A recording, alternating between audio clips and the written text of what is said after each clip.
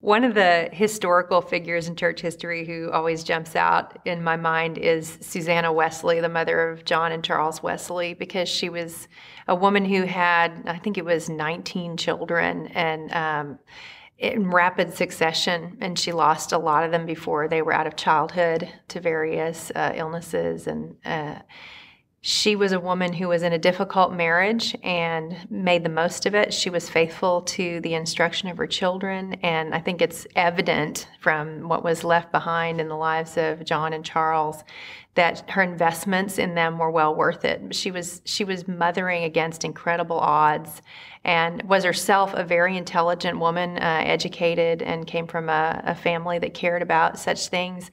And she is a reminder to me of when I tend to think, oh, what if all of this terminates on me?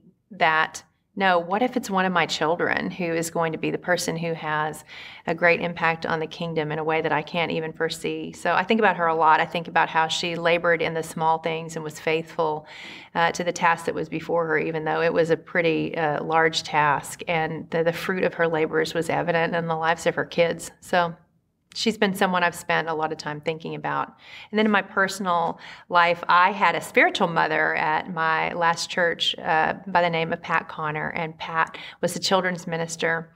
And she took me on in the days of my multi-layered foolishness, which I can't say are probably behind me entirely, but she was very patient with me as I was learning what it meant to be a woman in ministry, to be a woman who's doing ministry for women.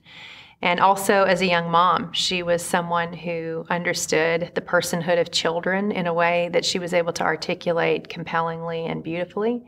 She understood that all ministry to children was also ministry to moms and dads, and she took on that responsibility joyfully and eagerly, even though it was a huge task. And then in recent years, I've seen her suffer through incredible personal loss with dignity and casting all of her hopes onto the Lord. And so she continues to be, for me, an example of perseverance and of service and of what it looks like to be wholly devoted to the Lord, no matter what season of life you're in.